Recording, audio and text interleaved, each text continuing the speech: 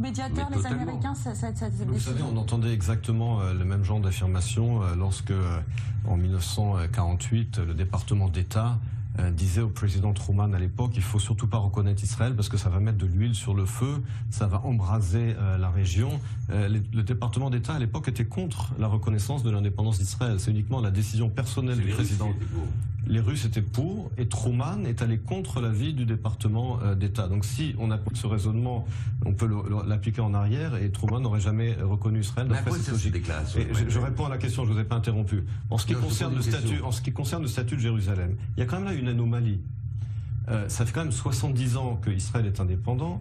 Ça fait 50 ans que la ville a été réunifiée par Israël. Et jusqu'à aujourd'hui, vous dites que les Palestiniens... Elle n'est pas réunifiée du tout. Vous dites que les Palestiniens reconnaîtraient la souveraineté israélienne sur Jérusalem-Ouest. Mais aucun pays du monde aujourd'hui, je précise, aucun pays du monde ne reconnaît la souveraineté israélienne sur Jérusalem-Ouest. Légalement. Je dis pas de facto. C'est un fait. Pourquoi? Je vais vous dire pourquoi. Parce que le plan de partage de l'ONU en 1947 avait parlé d'une internationalisation de la ville qui n'a jamais eu lieu puisque de facto elle a été divisée entre Israël et la Jordanie après la guerre d'indépendance. Mais cet état de fait n'a jamais été reconnu légalement. Le seul pays qui a recommencé à reconnaître de facto la souveraineté israélienne, sur Jérusalem-Ouest, c'est la Russie, qui en avril 2017 a dit, il y a eu un communiqué du ministère russe des Affaires étrangères, qu'ils reconnaissent la souveraineté israélienne sur Jérusalem-Ouest. C'est le seul pays du monde. Donc il y a quand même une situation anormale où le gouvernement israélien, tous les bureaux officiels, les ministères, la Cour suprême, etc. sont à Jérusalem. Comme vous l'avez dit, même les chefs d'État se rendent à Jérusalem. Or, jusqu'à aujourd'hui, aucun pays ne reconnaît la souveraineté israélienne, même sur la partie ouest de la ville. C'est une anomalie en soi, Farbrenstein ? Qu'Israël décide que Jérusalem-Ouest est sa capitale, que Israël arrête ou annule le fait d'avoir annexé 19 villages palestiniens, ce qui fait de Jérusalem-Est, que cette unification de Jérusalem qui est un mirage, qui est une erreur, qui n'existe pas. Jérusalem n'est pas unifiée. Quand vous êtes allé à Abu Dis, quand vous êtes allé à Shoafat, personne n'y va, c'est palestinien. Donc, quand on arrête avec l'annexion de Jérusalem-Est, qu'Israël déclare que c'est uniquement son ambition, c'est d'avoir Jérusalem-Ouest comme capitale, et je suis persuadé que la communauté internationale reconnaîtra Jérusalem-Ouest comme étant la capitale d'Israël. Si Jérusalem... Excusez-moi, monsieur Navon, je ne vous ai pas dérangé. Vous m'avez dérangé, mais les faits sont faux. Vous ne me l'avez pas laissé, alors je ne vous laisse pas. Et que si Israël décide que Jérusalem-Ouest est sa capitale, je suis persuadé que la communauté internationale ira dans ces directions. Si la communauté internationale ne reconnaît pas Jérusalem comme étant la capitale d'Israël, c'est parce que Israël a annexé 19 villages palestiniens à Jérusalem-Est, que Israël a annexé Jérusalem-Est, ce qui est contraire à la loi internationale. C'est pour cette raison que la communauté internationale ne reconnaît pas Jérusalem unifiée entre guillemets comme étant la capitale d'Israël. Que Israël décide que sa capitale est uniquement Jérusalem-Ouest. Alors c'est ce qu'il faut faire déjà dans le passé, je vous rappelle, puisqu'en décembre 1950, la Knesset a passé une loi en déclarant Jérusalem-Ouest capitale d'Israël. Donc entre 1950 et 1967, Israël déclarait Jérusalem-Ouest est notre capitale. Le monde ne l'a pas reconnu. Donc ce que vous dites est factuellement faux. Vous dites si Israël déclarait c'est uniquement la partie ouest, le monde le reconnaîtrait. Le fait est que c'est faux, puisque entre 49 et 67, et la réalité depuis 67, c'est que entre 49 et 67, lorsque la ville était divisée, et la Jordanie a détruit toutes les synagogues de la vieille ville de Jérusalem, a empêché les Juifs, contrairement à l'accord de cessez-le-feu, d'avoir accès au mur des Lamentations et à désécrer le cimetière du mont des Oliviers, eh bien c'est uniquement depuis juin 1967 qu'il y a un accès libre de toutes les religions et qu'il y a un respect et une préservation des lieux saints de toutes les religions par Israël. Lorsque la ville Est était sous souveraineté jordanienne, ça n'était pas le cas, il n'y avait pas de libre accès aux lieux saints de toutes les religions. Quel intérêt aujourd'hui un président affaibli par les affaires aux États-Unis à faire ce genre de déclaration? Vous changez de sujet. À quoi vous changez de sujet. Vous avez parlé d'annexation de villages arabes, etc. Moi, je parle de la liberté de culte à Jérusalem-Est. Si j'ai bien compris, le débat aujourd'hui, c'est sur la possible déclaration du président américain de Jérusalem comme étant la capitale d'Israël et de transfert de l'ambassade de Tel Aviv à Jérusalem. C'est ça le débat.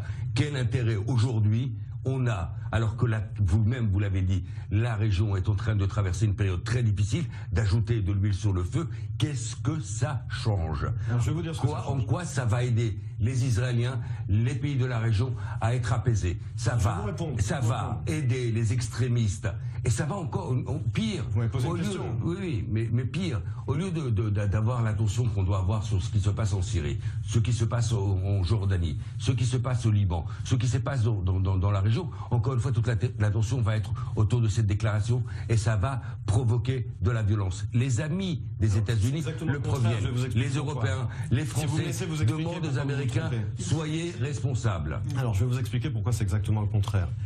Les Saoudiens eux-mêmes sont en train de dire aux Palestiniens, vous allez faire votre capitale à Abu Dhabi parce que les Saoudiens en ont assez. Oui, mais les Saoudiens ne l'ont pas dit. D'accord. C'est le Trump qui le dit. L'ambassadeur de l'Arabie Saoudite à Washington l'a contredit. D'accord. Que disent les Saoudiens aujourd'hui sur Jérusalem? Alors, je vais vous répondre. Que disent les Saoudiens aujourd'hui? Bien sûr, Emmanuel. C'est que quel serait l'intérêt d'une telle déclaration? Eh bien, c'est de dire aux Palestiniens, en l'an 2000, en juillet à Camp David et en décembre à Taba, il y a eu des négociations très poussées sur la question de Jérusalem. Et le leadership palestinien à l'époque a nié l'existence du temple de Jérusalem en disant les Juifs n'ont rien à faire sur le mont du temple. Ce n'est plus le cas. Ils n'ont aucun. Ce n'est plus le cas. C'est plus le cas qu'ils ne disent pas, qu'ils disent cela. Ah bon, d'accord. Alors d'abord, vous vous trompez. Je vous invite à regarder. J'écoute en arabe j'écoute ce qu'ils disent en arabe. Je n'écoute pas les traductions en anglais, en français. Et en arabe, ils continuent de dire que les Juifs n'ont aucun lien historique sur le mont du temple. C'est ce qu'ils avaient prétendu. C'est ce qu'ils avaient dit. Alors je vous dis, écoutez, je vous dis ce qu'ils ont dit à Camp David et à Taba. Vous avez d'à côté l'ex-ministre des prisonniers palestiniens. Je sais que ça vous dérange, parce que je sais que les faits dérangent vos théories, ça fait 30 ans que vous avez à côté l'ex-ministre des prisonniers palestiniens. Je sais que ça vous dérange lorsque je vous dis ce que disent en arabe les dirigeants palestiniens, ce qu'ils continuent de dire aujourd'hui. Toutes les médias arabes sont traduits par Memri et par Palestinian Media Watch. C'est une traduction. Vous avez un leader du Fatah juste à côté. Et j'écoute ce que eux disent, leur leadership. Je sais que ça vous dérange parce que ça remet en cause vos théories.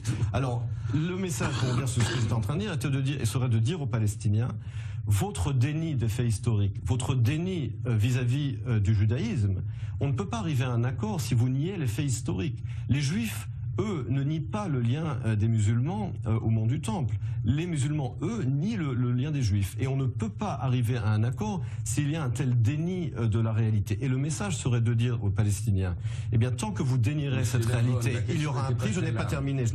Et deuxièmement, le seul pays qui, depuis 50 ans, respecte et préserve les lieux saints de toutes les religions, c'est Israël. C'est vrai. Regardez ce qui s'est passé au mois d'août.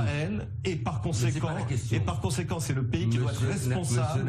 Et par conséquent, c'est le pays qui doit être responsable. Non, pas du tout. C'est ça la question. C'est qu'il y a du vandalisme du côté du musulman et un respect des lieux saints du côté d'Israël. Le débat aujourd'hui, est-ce qu'il est utile et nécessaire de voir le président américain faire ce genre de déclaration aujourd'hui? Est-ce qu'il y a un moment pour ça? Oui, mais bien sûr qu'il y a un moment. Mais le seul moment où Israël pourra avoir une souveraineté sur Jérusalem-Ouest et les Palestiniens sur Jérusalem-Est, c'est le moment où Israéliens et Palestiniens se mettront d'accord sur un plan de paix permanent. C'est ça le moment. Faire des actions unilatérales, faire des déclarations unilatérales ne peut qu'attiser plus de violence. Ce qu'il faut, c'est que monsieur le président américain fasse des efforts pour ramener les Israéliens et les Palestiniens autour d'une table, que les Européens encouragent les uns les autres à revenir à la table de négociation. C'est ça qu'il faut faire aujourd'hui. C'est pas faire des déclarations qui risquent d'envenimer la situation et de mettre de l'huile sur le feu. Être pyromane, c'est pas la solution. C'est être d'architecte on a besoin, pas de destructeur et de pyromane. Le président américain risque d'être, dans ce cas-là aussi, un pyromane. Et on n'a pas besoin de ça aujourd'hui. On a besoin d'apaiser la situation. C'est pas une façon aussi de faire pression sur les Palestiniens? Il faut dire qu'il y en a eu aussi des actions unilatérales côté palestinien, toute cette campagne de Mahmoud Abbas auprès des instances internationales pour faire reconnaître unilatéralement un État palestinien et pas autour de tables de négociation. Est-ce qu'il n'y a pas aussi une partie de bluff qui se joue de poker, histoire de faire monter les enchères? Mais à partir du moment où on déclare, le président des États-Unis d'Amérique déclare que... Il n'a pas encore fait. Il y a peut-être tout un jeu autour de faire filtrer ces informations. Si c'est un jeu, je suis ravi de pousser les uns et les autres, d'obliger les uns et les autres, d'influencer les uns et les autres à revenir à la table des négociations. parfait, si c'est du poker. Mais si c'est de la politique réelle, et avec ce président-là, on peut s'attendre à tout, et au pire, en général, ça peut être très, très dangereux, et ça va disqualifier les Américains, et c'est dans ce sens-là, je pense que les Européens, oubliez ce que disent les Saoudiens, écoutez ce qu'ils ont déclaré aujourd'hui, par rapport à peut-être la déclaration de Donald Trump, écoutez ce que dit la France, écoutez ce que disent les Européens, ce sont des amis d'Israël, ça va à l'encontre de l'intérêt d'Israël d'avoir une région animée, une région où la violence il va avoir une recrudescence de la violence. Très calme, mais tout va bien. Pourquoi mettre de l'huile sur le feu? Ce n'est pas de l'huile sur le feu, encore une fois, comme je l'ai dit. Mais les Jordaniens vous le disent, les Égyptiens vous le disent, les Saoudiens vous le disent, les Jordaniens sont en Français conflit avec l'OLP sur la question de Jérusalem. Il y a un conflit entre la Jordanie, les Saoudiens, les Français, les Européens, les Turcs. La communauté internationale nous dit, soyez patients. Moi, je vous apporte des faits, Ofer Bronstein. Sur la question des lieux saints musulmans dans la vieille ville de Jérusalem, il y a un conflit entre la Jordanie et vous êtes prêt à prendre des risques et de mettre à risque aujourd'hui. Israël a pris un risque en déclarant son indépendance en 1948, Ofer Bronstein. Et les États-Unis ont pris un risque mais le rapport, c'est que si vous dites à chaque fois on prend un risque, on n'aurait jamais déclaré notre indépendance. Mais c'est pas Israël qui prend le risque aujourd'hui, c'est les États-Unis qui prennent le risque. Mais bien entendu, de la même manière que les États-Unis ont pris un risque en reconnaissant Israël en 1948 et que le State Department disait à l'époque à Truman, surtout ne faites pas ça, ça va embraser la région. Donc ces théories, elles ont déjà, on sait qu'elles sont fausses, c'est du chantage que font les pays arabes. Vous êtes prêts à spéculer? Mais c'est pas des spéculations. Est-ce que c'est le moment pour le faire, monsieur Navon? C'est un fait que depuis 70 ans, la capitale, le siège du gouvernement israélien est à Jérusalem. Et c'est une aberration. Mais non, puisque toutes les ambassades sont à Tel Aviv. Mais tout le monde, les ambassades sont à Tel Aviv. Un chef d'État venu en visite en Israël qui est pas allé à la Knesset. Alors il faut transférer. Anwar El-Sadat, président égyptien. Vous connaissez un chef d'État qui est pas allé à Yad Vashem. Alors justement, il faut transférer les ambassades à Jérusalem. À Jérusalem Ouest. Alors faites-le. À Jérusalem alors qu'attendez-vous? Que l'annexion des villages palestiniens. Pourquoi c'était pas le cas avant 67? Vous êtes en train de me dire pourquoi Aboudis, capitale. Non, pas du tout. Vous avez dit Aboudis. Non, je n'ai pas dit Aboudis. N'oubliez pas qu'Aboudis appartient à Jérusalem. Donc vous êtes pour la reconnaissance d'une partie de Jérusalem comme capitale des Palestiniens. Si vous dites que les pays occidentaux reconnaissent Jérusalem-Ouest, pourquoi ne transfèrent-ils pas leur ambassade? Pourquoi ne l'ont-ils pas fait avant 67? Ils ne reconnaissent pas l'annexion. Pourquoi ne l'ont-ils pas fait avant 67? Pourquoi ne l'ont-ils pas fait avant 67? Avant 67. Parce qu'ils ne reconnaissent pas l'annexion de 19 villages palestiniens avant 67. Vous faites semblant de ne pas entendre ma question. Vous savez la grande avant 67. Monsieur Navon, la grande différence entre vous et moi. Non, vous ne répondez pas à ma question. Pourquoi n'ont-ils pas transféré leur ambassade avant 67? Allez-y, je vous écoute. La grande différence entre vous et moi. Non, vous parlez des différences. Répondez à ma question.